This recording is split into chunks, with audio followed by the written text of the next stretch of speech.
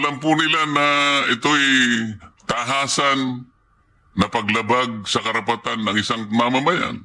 Huwag na nating sabihin siya'y dating Pangulo, kahit na po hindi dating Pangulo. Lahat po ng mamamayang Pilipino ay saklaw ng karapatan na nasasaad sa ating saligang batas. Lalong-lalo na po yung sinasabi nating no person shall be deprived of life, liberty, and property without due process of law. Dito po, talagang walang due process eh. Nagsalita po ba o gumawa man lang ng aksyon ang DFA sa anumang kaparaanan para ito'y maipaalam natin doon sa grupo ng mga tao o opisina na gumawa ng bagay na ito laban sa dating Pangulong Rodrigo Duterte? Ang tanging nagawa lamang ng DFA pagkat sila na rin ang huling nakaalam ng mga pangyayari ay yung mga welfare check nung dumating na sa detention center ng The Hague ang dating Pangulo. Dahil ang tumayong kinatawan ng DFA pati ng NCTC ay si Ambassador Lacanilaw. Yung welfare check ginawa ng DFA tulad ng ginagawa nila para sa iba't ibang kababayan natin sa ibang bansa para sa physical, mental health, legal status, communication sa pamilya, humanitarian aid, access to counsel at iba't iba pa. May base ito sa iba't ibang batas, pati international law at mga tratado natin. Subalit, ang alam ko, tinutulan po ito ng Duterte family, pati ng kanyang abogado, si Attorney Kaufman po. Yung po binabanggit ninyo, Mr. President, ay pagkatapos na ng pangyayari. Ang sinasabi ko, yung habang nangyayari, while the process is ongoing, ano po yung ginawa kung meron man? Ano ang sinabi kung meron man ng DFA dito sa ongoing and developing story may kaugnayan nga po sa dating Pangulo mula sa kanyang pagkakaaresto and brief detention in the Villamor Air Base until his eventual turnover to the Hague, Netherlands. As a principal agency of government, gusto naming malaman, meron po ba kayong in-advise man lang? Meron kayong ginawa? Kung meron man,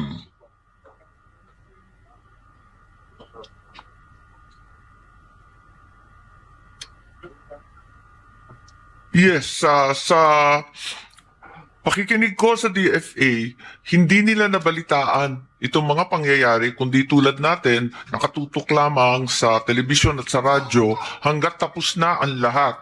At sila ay pumasok lamang nung nandun na sa The Hague. At eto nga, sinubukan nga bantayan ni Ambassador Malay doon sa The Hague, Malaya, para sa mga welfare check na gagawin. tama po ba yung narinig ko, Mr. President? Hindi po nalalaman ng DFA ang nangyayari? Wala po Noong araw na yun? Wala daw silang alam. Tinanong ko pati yung Dubai, hindi rin nila nalaman at yung tropa daw sa Dubai, hindi rin sinabihan. Ganon din sa paglapag sa The Hague. Kahit na po yung mga grade 1 pupils po, alam po nila yung nangyayari noong araw na yun. Bakit po ang DFA wala pong nalalaman sa nangyayari? Sa kaganapan? Totoo po bang wala kayong alam? O may nalalaman kayo, ayaw nyo lang makialam? Natatakot kayo, nag-aatubili kayo, nag-aalala kayo? Kasi kung ganun po ang ating behavior, hindi po tayo nakagaganap ng tungkuling inaasahan sa atin ng ating mga mamamayan.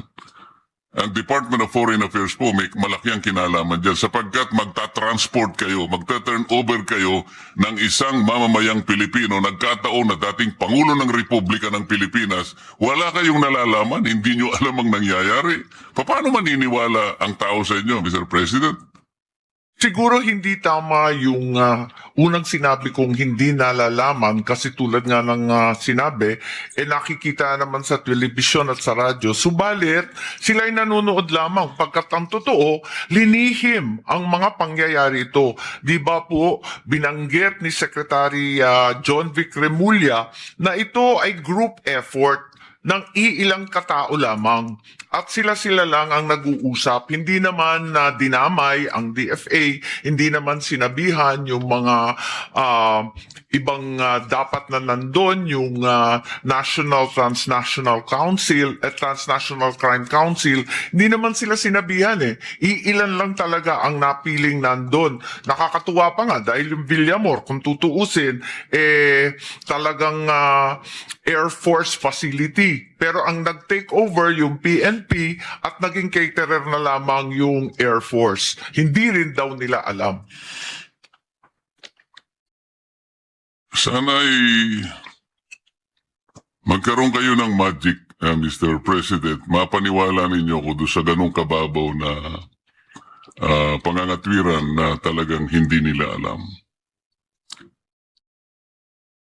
Palagay ko po, alam ninyo, ngunit nag-aatubili talaga kayo eh. Kahit na hindi po kayo officially informed, inintay po ba nyo yung merong magsabi sa inyo officially? O, kailangan makialam kayo rito. O ano bang posisyon nyo rito? Pagtulungan natin ito para sa ganon ay maayos nating maproseso lahat ito nang walang masasabi ang mamamayan. Wala ba kayong ganong katungkulan na makialam kayo? Ano ba kayo, yung kailangan lang may mag-notify sa inyo kahit nakikita ninyo na maaaring may batas na masasagasa dyan, dadali ng isang tao sa ibang bansa. Meron ba siyang visa doon? Sino ba ang sasama sa kanya? Bakit ang sumama sa kanya ay tao ng SETC? This is the Special Envoy on Transnational Crime. Hindi siya yung PCTC. Bakit siya ang sumama sa dating Pangulo, hindi yung Executive Director ng PCTC? Hindi nyo ba alam yun? Opo. Alam din naman na balitaan na rin siguro ng DFA, subalit tumatalima sila dito sa kanilang mandato na tutulong lamang sila sa executive. Yung kasi ang nakasulat sa batas, sa Commonwealth Act 732, RA 708, 7157, na siyang nagbibigay buhay sa DFA. Advise and assist the President in planning, organizing, directing, integrating, evaluating foreign relations. Yun lang po. Sa pakiwari nila at sa pagkaalam nila, hindi sila sinabihan o pinasama dito sa group effort na sinasabi ni Secretary Remulla.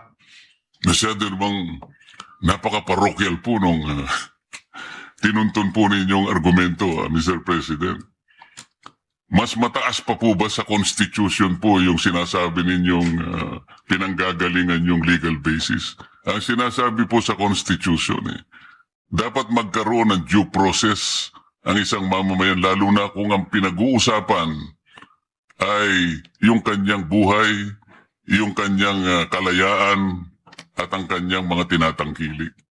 Yun po yung fundamental provision. Dadalhin nyo ang isang mamamayan doon.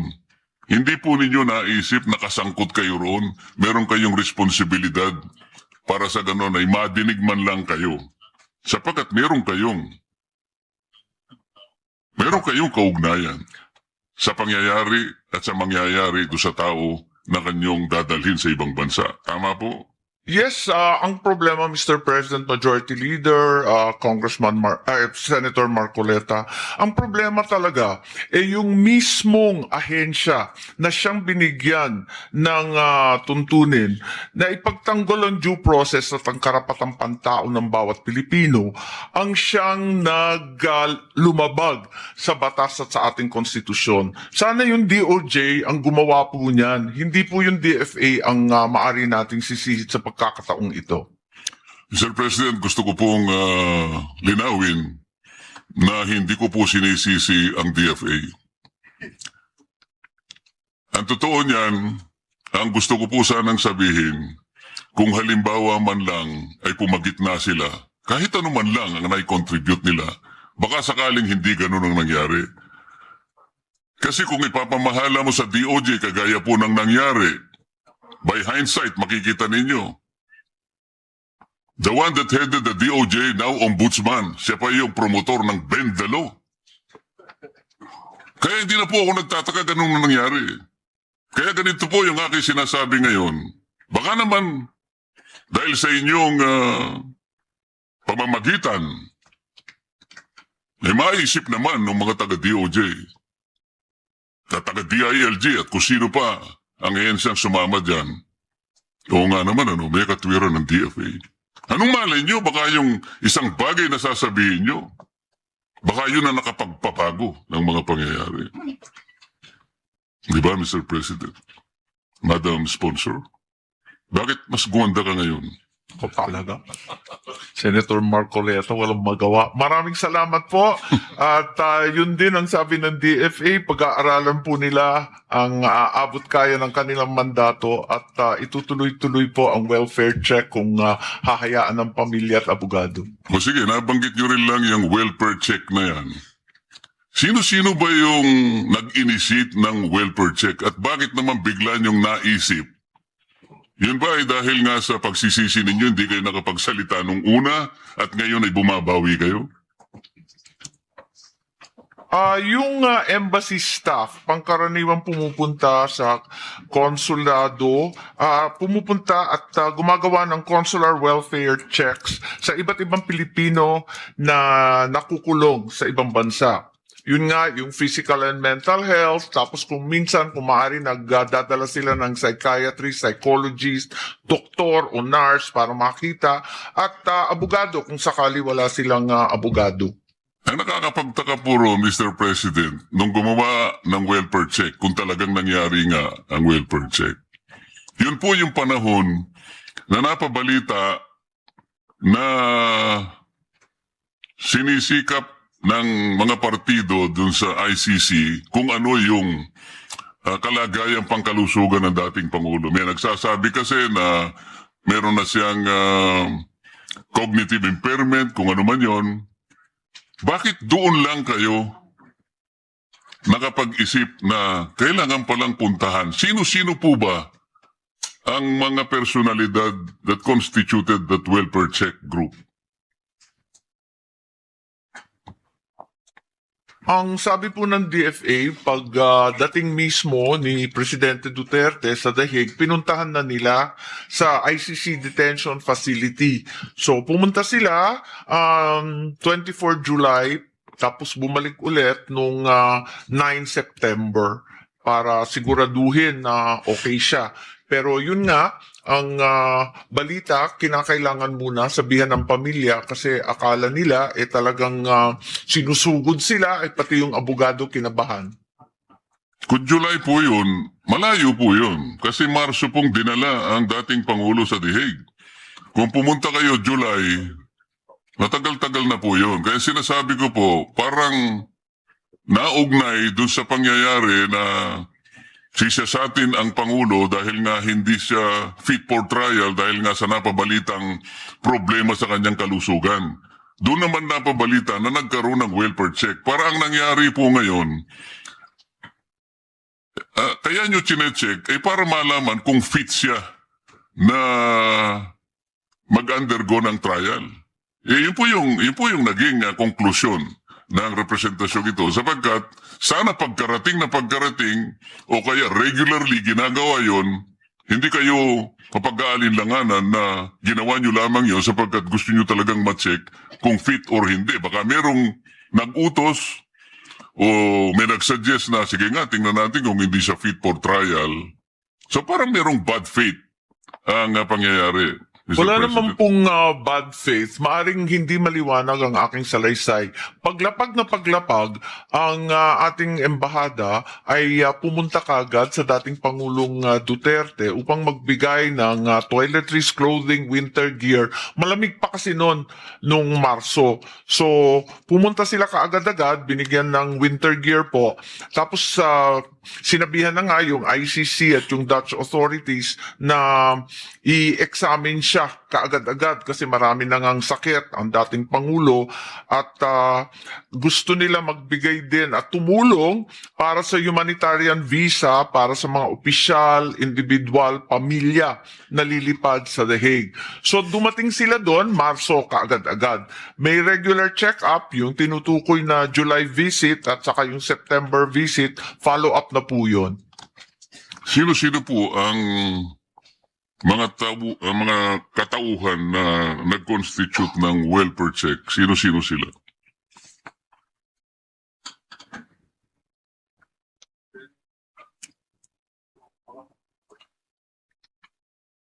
Ang pumunta po yung First Secretary Osias, tapos yung Vice Consul pumunta at sila na rin ang bumisita sa pagkatapos. Walang doktor po? Paano po naging welfare check yun? Wala palang doktor. Yung welfare check ng DFA ay para lamang sa mga basic needs, toiletries, winter gear, palibasa malamig panon, ganun lamang. Samantalang yung ICC detention facility, meron naman silang medical access at pinupuntahan ng doktor at linabas pa nga nung una si Presidente Duterte at inexamine sa ospital at binigyan na rin ng mga gamot. Pwede po bang malaman kung nakausap ang dating Pangulo ng mga taong pumunta roon at tingnan nga yung kanyang welfare? Nakausap po ba siya? At kung nakausap siya, ano naman po yung sinabi niya? Actually, kinakausap si Pangulong Duterte. Ang pagkadinig ko at ang pagkakwento ng DFA, tinatanong siya kung sapat ang kanyang pagkain, kung giniginaw siya, kung kakayanin niya yung pagkulong doon. At ang problema, kahit hindi niya makain yung pagkain sa loob, hindi naman sila yung embassy at yung konsulado hinayaan magdala ng Filipino food. Yun ang problema dahil pinagbawal po yun. Kaya ang mga pamilya nagrereklamo na napakapayat na ng dating Pangulo. While you're there at that topic, can you ask the DFA if they have news about the breaking news now that former Secretary Harry Roque has been arrested in the Netherlands? It's in the news. Check it out if it's fake news or whatever. While it's in the breaking news, Mr. President, the DFA is still in the process of verifying as they've had no information from the Netherlands.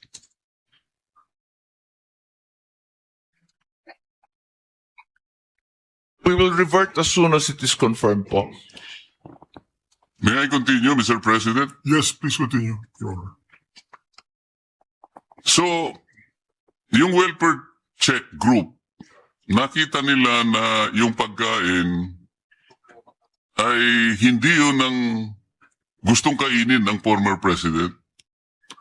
Pwede po yun kasi alam naman natin, mga Pilipino tayo, meron tayo talagang local food talaga na hanggat maaari ay kahit hindi palagi, kahit paminsan-minsan lang yun ang nakakain natin.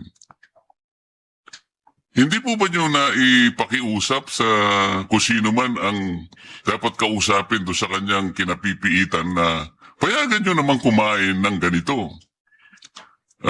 Siguro kung hindi nyo kayang lutuin kasi paksiw ang gusto niya, hindi nyo naman alam kung ano yung paksiw, pwede bang payagan nyo yung isa na magdadala niyan? Ba't hindi nyo po sinabi yun? Paano po naging welfare kung hindi nyo man lang naipakiusap? Pagkain po ito eh. Ito po ay magsusustain sa kalusugan ng Pangulo eh. Kapag ka po yung pagkain, katulad ko po eh, ayoko po ng mga pasta-pasta eh. Mga, ewan ko po eh, siguro pansit okay sa, pero yung pasta hindi ko kinakain. Ito po dapat ang ginawa ninyo eh, ipinakiusap ninyo eh. Kasi kung hindi niya makakain yun, ay talagang papayat yung tao. Tama po, Mr. President? Yes, Mr. President, yan na nga ang rinereklamo pati ng pamilya kasi pinagbabawalan ng matindi nung detention facility yung pagpasok ng anumang pagkain mula sa pamilya, sa mga OFW na sangkatutak na kalderon dinadala doon kung tutuusin at mismo yung mga embassy.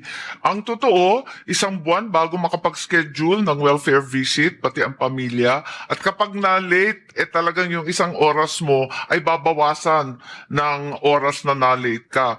Mismo tayo po, Senator Marcoleta, pinagpilitan natin mabisita ang dating Pangulo, hindi tayo pinapapasok. Talagang napakahigpit po nila. Mabuti na sabi mo yan, Madam Sponsor. Ayaw ko na sanang banggitin yan.